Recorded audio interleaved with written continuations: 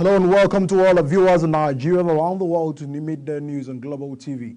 We're live in the nation's capital, Abuja. I am Edikan Michael. The Trade Union Congress has reacted to President Bola Tinubu's statement slamming organized labor for protesting within the first 9 months of his administration. The president had told labor unions to stop their protests and wait for 2027 to join the political process. Speaking during the inauguration of the Lagos Red Line project, Tinubu stated that the labor union should understand that no matter how long they cling to freedom and right, the first strike within 9 months of an administration is unacceptable, adding that if they want to participate in the electoral process, they should wait to 2027. If not, they should maintain peace, further adding that they are not the only voice of Nigerians. In his response, the president of TUC, Festus Osifo, says the members of the TUC are unionists and not politicians, hence they have the right to protest. Vice President Kashim Shettima has promised Nigerians that the federal government will deploy new strategies to fight armed banditry, kidnapping, and other security challenges in different parts of the country. The Vice President started this yesterday after he had held a closed-door meeting with the former president. Speaking after he had emerged from the closed-door meeting with the former president, Shettima said the federal government will deploy all the resources and expertise needed to restore security and lasting peace with affected areas. The Vice President also was accompanied by the Minister of Budget and Economic Planning, Senator Atiku Bagudu, and that of Agriculture and Food Security, Alhaji Abubakar Keri, as well as former Governor of Imo State, Senator Rochas Okorocha, who also paid homage to the Emir of Daura, Alhaji Umar Farouk Umar, at his palace in Daura. In a bid to foster strategic communications and partnerships with the foundations, the management of Global Television has met with Rochas Okorocha's foundation. During the brief chat, both the visitor and host agreed that Global Television, being a dynamic and promised media platform, and Rochas Foundation, an initiative that has recorded tremendous impact across Africa. They need to foster a partnership that will mutually rewarding. A partnership is envisioned to spotlight the initiative of Rochas Foundation with the aim of creating critical visibility. Queen Agaba, reporting for Global Television News. The FCT Police Command says operations carried out by its operative have yielded positive results, particularly in tackling car theft and fraud syndicates plaguing the nation's capital. Addressing newsmen in Abuja, the Commissioner of Police, CP Benoit Igwe, revealed that there were arrests of a notorious car theft and car snatching syndicate responsible for the spate of vehicle theft in the FCT and its environs. Sharon Aji has the details. According to the Commissioner of Police, FCT Command, the apprehended suspects identified as Dasid Junior Godwin, Paul Taju, and Ali Shitu, who were nabbed by police operative, are alleged to be members of a four-man gang specializing in interstate car theft and snatching, with stolen vehicles reportedly transported to Port Harcourt for sale. He noted that a total of 9 vehicles, including Toyota RAV4, Toyota Corolla, Toyota Camry, Lexus SUV, and 5 white Hilux vehicles were recovered from the suspects. In the past years, there have been a series of cars removed from where parked or snatched, especially Hilux vehicles and other auxiliary vehicles like a Corolla and Team. I am glad to inform you today that due to our continuous efforts to fight crime and criminality in FCT, without fear or favor, I am glad to show you that there are 3 people so far we have picked up who are involved in this business of robbery. Either they remove from where parked or they rob it outrightly. We have 3 of them here. We have Junior David Godwin is here. We have Paul Taju, and we have Ali Shitu. You can, if you go there, you will see their instruments, especially the one we describe as the master keys. About 9 or 10 of them were recovered from them. We have recovered 5 Hilux so far taken away by these hoodlums. They are all there, and several other vehicles. The vehicles totaling are now 9 we have so far recovered. CP Igwe further explained that the FCT Police Anti-Fraud Unit also arrested 2 suspects, Abdullahi Yahya and Gold Ebere, at Tin Can Resort Garden in Jabi, in possession of 36 bundles of fake $100 notes. He stated that they confessed to being part of an 8-man gang engaged in the interstate sale of counterfeit dollar notes within the FCT. Let us to this other group of fraudsters. We have arrested them. And we have here, Abdullah here, look at him there. And we have Gold Ebere. Many people may see money and see dollar. You may think all that are glittering are gold. All that are glittering are not gold. If you go here now, you see we covered bundles of dollars, supposedly to be in $10,000 wrap, but $100 denomination. All of them fake. All of them fake. They are all here. So before you accept dollar from somebody, especially those who are in business, please look into the dollar very well. You can see this one, you hardly distinguish it from the original dollar. These are their stock in trade. There are about 6-man team. We have arrested these ones with these dollars. Others, we are still trailing them, and very soon we'll give you further news about their arrest. I want to warn that it is not business as usual in FCT for crimes and criminalities. It is not business as usual. The commissioner, while emphasizing the commitment of the FCT Police Command to combat crime and ensure the safety of residents, urged the public to collaborate with law enforcement agencies in their efforts to prevent crimes and apprehend criminals. Sharon Ajay reporting for Global TV News.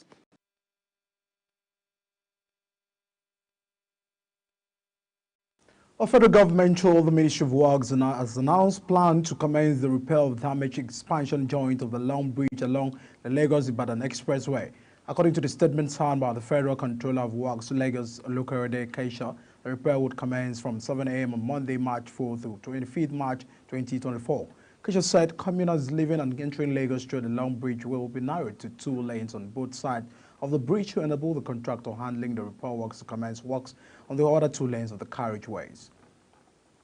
Dr. Noyo Soludo, the wife of Anambra State Governor Chukwuma Soludo, has inaugurated healthy living clubs in primary and secondary schools across the state to give school children, youth and teenagers early exposure and consciousness to healthy living habits and lifestyle. The clubs, comprising of head teachers, and students drawn from about 325 primary and secondary schools across 21 local government areas of the state, were inaugurated at the headquarters of the State Universal Basic Education Board in Accra, the state capital.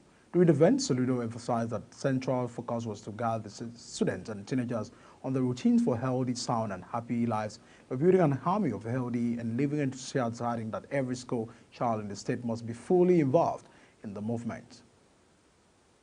Ahead of the Edo governorship poll, the Independent National Electoral Commission urged political parties to work within the timeline for the nomination of candidates. The Edo governorship is expected to hold on September 21, 2024. The INEC National Commissioner and Chairman of Information and Voter Education Committee, Sam Olumekun, made this known in a statement. Olumekun noted that as provided by the timetable and schedule of activities for the forthcoming off-cycle Edo State governorship election, the deadline for the conduct of primaries by political parties expired on February 24, 2024. Detectives from Zone 2 Command in charge of Lagos and Ogun State have arrested a couple and 2 others with fake 9 million naira and 300 million naira notes in Lagos Island of the metropolis. The suspects who were identified as Adeni Kwadi, 35, Oludere Oluwamejisi, 46, Oludere Olumilikan, 50, and Ineboyo Johnson, 62, are said to be members of fake currency syndicate that operates in the West Africa sub-region. While Kwadiri claimed that he was paid 10,000 naira to print 1 million fake 1,000 note, Olamilukan admitted that his wife also helped in the distribution of the fake foreign currencies among bureau de change operators. On his part, Quadri said he was recruited into the syndicate by Olumide Khan, who, according to him, is the head of the syndicate in Lagos Island. The suspects were paraded before newsmen on Friday at the quarters of Zone 2 at Onikan. The Joint Action Committee of Senior Staff Association of Nigeria Universities and Non-Academic Staff Union of Educational and Associated Institutions have threatened to disrupt industrial peace in universities if the government failed to release the withheld salaries of its members. These salaries were seized during their strike in 2022 under the administration of former President Muhammadu Buhari. The union, in a joint letter signed by the President of SANU, Mohammed Ibrahim, and General Secretary of NASU, Peters Adeyemi, questioned the rationale why the government released 4 months of withheld salaries to members of the academic staff union universities but failed to release the withheld salaries of non-academic staff in the period under review. The Tripartite Committee on the National Minimum Wage has called for the participation of the stakeholders in proposing and implementing a new minimum wage for the Nigerian workers. The chairman of the National Salaries, Incomes and Wages Commission, Ekpo Nta, in a statement said the committee would hold a public hearing on March 7. According to news agencies of Nigeria, the retired head of civil service of the Federation, Bukaji, is heading the committee inaugurated by Vice President Kashim Shettima. The committee's mandate is to consult all stakeholders on the issue of national minimum wage and consider the wage in the context of dynamics of the national economy. At least 9 deaths have been recorded from 46 confirmed cases of Lassa fever in 7 local government areas of Benue State. Sub-Commissioner of Health and Human Services, Dr. Nyama Otize, said the 5 health workers and 4 internally displaced persons, IDPs, were among the numbers of confirmed Lassa fever cases in the state. Otesa, worried about the development, said he was presently in Abuja to discuss the matter with the Director General of the National Center for Disease Control, State Epidemiologist Dr. Sam Ndikize. However, says that the first case of the current Lassa fever outbreak in the state was noticed in week 50 of last year.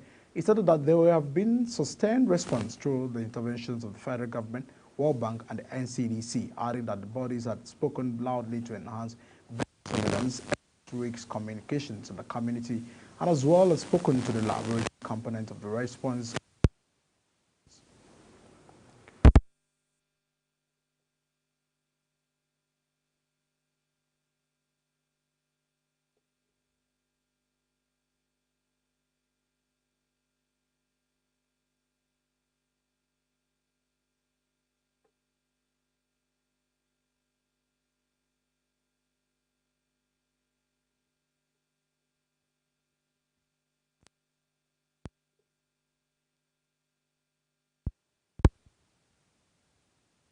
Taken to Lagos Emergency Center, or JOTA, for medical treatment.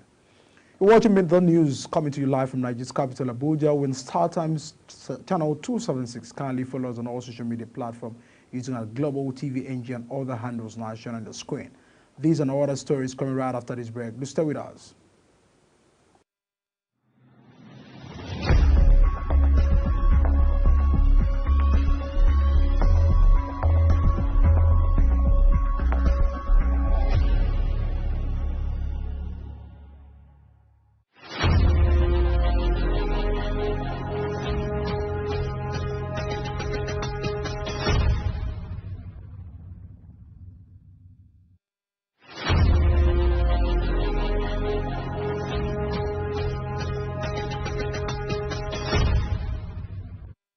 This is Global Television bringing live broadcasts of midday news. Many thanks for staying with us.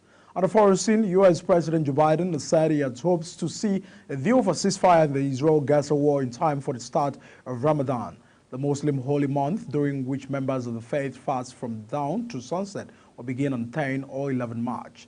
It comes amid tense ceasefire negotiations and as pressure builds on Biden to help curtail the conflict. A proposed deal would see a 40-day pause in all military operations from the start of Ramadan, as well as increased flow of aid into Gaza, a source close to the talks told Reuters news agency. It will also reportedly include an agreement for the release of Palestinian prisoners in exchange for Israeli hostages at the ratio of 10-1. Many of the people treated for injuries following a rush on an aid convoy in Gaza suffered gunshot wounds. The United Nations has said UN observers visited Gaza City's Al-Shifa's hospitals and saw some of the roughly 200 people still being treated. Hamas, which governs Gaza, accused Israel of firing at civilians, but Israel said most died in a stampede after its troops fired warning shots.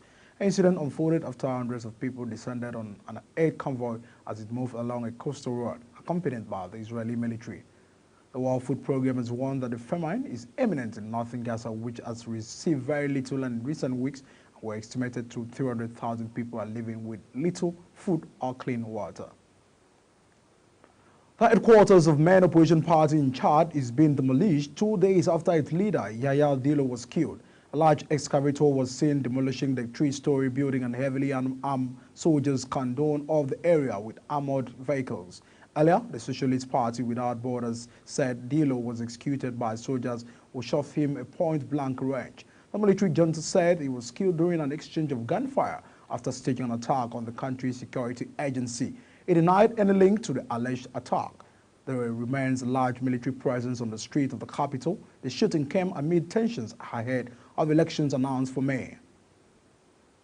Now a quick look at business. The federal government has slammed a $10 billion fine on the widely used cryptocurrency trading platform Binance. Bayo Onoga, the special advisor on information and strategy to President Bola Tinubu, confirmed this. According to Onoga, the substantial fine is imposed due to Binance's illicit activities, significantly contributing to the devaluation of Nigeria's currency, the naira, in recent times. He highlighted that the platform set an unauthorized exchange rate for the country, a prerogative exclusively held by the Central Bank of Nigeria, CBN. Onoga emphasized that the actions of Binance, including harboring individuals responsible for manipulating exchange rate, have a swift and adverse impact on Nigeria's economy during its effort to stabilize, while acknowledging Binance's cooperation with the government by providing information. Onoga expressed concerns about the platform's potential to destabilize the Nigerian economy if left unchecked. The federal government is set to engage no fewer than 2,800 peasant farmers through its Odeakwe Dam project in Kogi State. About 3,000 metric tons of grains and vegetables will be produced through the scheme. Minister of Water, Sanitation and Water Resources Joseph Hussein said this at the conference in Odeakwe, Kaba, Bono local government area of Kogi State, adding that the government plans to develop agriculture through the project. He further added that the dam has the capacity to produce about 500 tons of fishes annually. The Minister of Power, Adebayo Adelobu, has summoned the Chief Executive of Abuja Electricity Distribution Company and Ibadan Electricity Distribution Company over the worsening power supply in their regions. Also summoned is the Managing Director, Transmission Company of Nigeria, Sule Abdulaziz, over the deteriorating power situations across the country since January this year. The power supply situation nationwide has gone from bad to worse since the beginning of the year. The situation is partly attributed to over $1 billion indebtedness to gas producers who provide gas required for running terminal gas-fired power plant. Also, there has been a series of vandalism of transmission towers in parts of the country, leading to grid disturbance and incessant drop in the transmissions of electricity across the country. Worried by the development, Adelabu, in a letter signed by the Director of Distribution Service at the Federal Ministry of Power, most of us ordered that the CEOs of the DICOs and TCN to attend a meeting holding in the coming week. The Energy Commission of Nigeria said the country needs about $4 billion in investment to completely depend on renewable energy and go green by 2050. This was as it unveiled plans to work with investors to deploy wind and solar power plants to assist with energy generations and the country's move towards the greener energy generation. The Commission's Director General Chief Executive Office, Mustafa Abdullahi, met this noon at the press briefing in Abuja. It says Nigeria has already pledged to move from using fossil fuels to greener energy sources in line with global standards, adding that the Commission was working with investors in the sector to install renewable energy plants starting from the Federal Capital Territory. Shell Nigeria PLC says it will assist the Nigerian government in providing electricity for millions of people using renewable, adding that it will deploy renewables as off-grid energy source to Nigerians, especially in areas not connected in the national grid. The Managing Director, Shell Petroleum Development Company of Nigeria, and the country chair, Shell Companies in Nigeria, Osiagia, confirmed this disclosure while speaking at the ministerial panel sessions on navigating the new energy world order, security transitions and finance at the 7th Nigerian International Energy Summit in Abuja. The Nigerian Deposit Insurance Corporation has disclosed that Savannah Bank, one of Nigeria's oldest banks, has not been liquidated. It, however, said though its license was withdrawn, it has been re-licensed and has the mandate to operate fully. The Managing Director and Chief Executive of the NDIC, Bello Hassan, while speaking at the Corporations Day and the ongoing 45th Kaduna International Trade Fair, says when the bank's license was withdrawn, it took both the Central Bank of Nigeria and NDIC to court and its license was returned. Bello was represented by Ajia Gambo, said the bank can operate on its desires. He, however, disclosed that NDIC has introduced single customer view framework to expedite payment to depositors of closed banks, adding that the corporations has also made use of speedy prosecutions in conjunction with the judicial and utilized alternative dispute mechanisms. Nollywood has lost one of its most beloved comic icons with the passing of Mr. Ibu, known for his endearing humor and memorable performance. John Okafor, popularly known as Mr. Ibu, brought joy to countless households across Nigeria and beyond. His unexpected demise, announced by Emeka Rule as president of the Actors Guild of Nigeria, left many reeling, coming just a day after the loss of the Nollywood actor Quadri Ayambije, aka Sisi Quadri. Confirming Mr. Ibu's passing on Instagram, Rule has expressed the deep sorrow felt within the Actors Guild of Nigeria and the wider Nollywood community. The World of Entertainment, the Theatre Arts and Motion Pictures Traditional Association of Nigeria has confirmed the date of popular comic Yoruba actor Sisi Quadri. Tampa National President Bojo Amuzan, popularly known as Latin, made the confirmation via Instagram post. Sisi Quadri passing at 44. His death was revealed by some of his colleagues in the Yoruba movie industry. Sisi Quadri was renowned for his exceptional comic talent and his ability to deliver cutting insult with finesse. On sport, Portuguese manager Jose Pizarro has penned a farewell message to Nigerians after his contract as coach of the Super Eagles officially expired. Pizarro, who guided the Eagles to a second-place finish at the 2023 African Cup of Nations, says it was fulfilled coaching the West African nation. This is 3-year-old penned 6-month contract till the end of AFCON with a key clause of reaching the showpiece semi-finals. He surprised the target, losing a 2-1 to host Ivory Coast in the final. Ex-international Segun Obami has called on the Nigerian Football Federation to look inward for an indigenous coach to handle the Super Eagles. Odabemi, in an interview with the news agency of Nigeria in Lagos, said the Nigeria needed a better hand to handle Super Eagles. He urged SY Super Eagles coach Pesero to move on out of the coaching role of the Super Eagles. And the ongoing 14th biennial Nigerian Police Games tagged Oloyolo 2024 would officially come to an end today in Ibadan, the Oyo State capital, with force headquarters Team Abuja trooping the medals table with 93 medals. According to the medals table made available by the organizers at the time of press, the FHQ was leading with a total of 43 gold, 21 silver, and 29 bronze, while Zone 2 is second with 39 gold, 20 silver, and 33 bronze, while Zone 11 are sitting in the third place with 23 gold, 25 silver, and 28 bronze, just as Zone 9 is the fourth place with 12 gold, 13 silver, and 12 bronze medals. At the bottom of the table was Zone 3, who occupied the 18th positions with only 1 silver. Zone 15 were on the 17th position with 2 silver and 6 bronze, while Zone 10 were 16 with 3 silver and 3 bronze. That's the package of Midday News, and it came to you live from Nigeria's capital, Abuja, with Star Times Channel 276. Kindly follow us on all social media platforms using our Global TV, NG, and other handles now shown on the screen. My name is Edikan Michael. Many thanks for watching.